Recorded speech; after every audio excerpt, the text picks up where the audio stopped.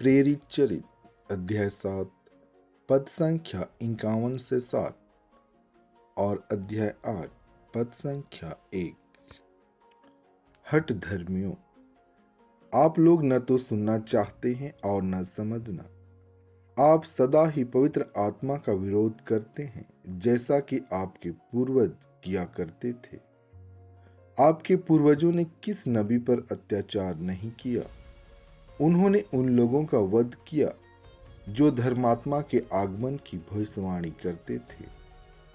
आप लोगों को स्वर्गदूतों के माध्यम से संहिता प्राप्त हुई, किंतु आपने इसका पालन नहीं किया और अब आप उस धर्मात्मा के विश्वासघाती तथा हत्यारे बन गए हैं।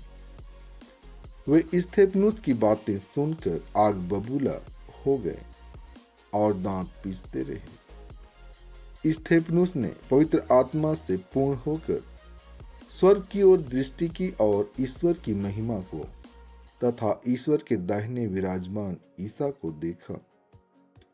वह बोल उठा, मैं स्वर्ग को खुला और ईश्वर के दाहिने विराजमान मानव पुत्र को देख रहा हूं। इस पर उन्होंने ऊंचे स्वर से चिल्लाकर अपने कान बंद कर लिए। वे सब मिलकर उस पर टूट पड़े और उसे शहर से बाहर निकालकर उस पर पत्थर मारते रहे। गवाहों ने अपने कपड़े साउल नामक नवयुवक के पैरों पर रख दिए। जब लोग स्तेफनुस पर पत्थर मार रहे थे तो उसने यह प्रार्थना की, प्रभु ईसा, मेरी आत्मा को ग्रहण कर। तब वह घुटने टेक कर ऊंचे स्वर से बोला, प्रभु, यह पाप इन पर मत लगा। और यह कहकर उसने प्राण त्याग दिए। साउल इस हत्या का समर्थन करता था।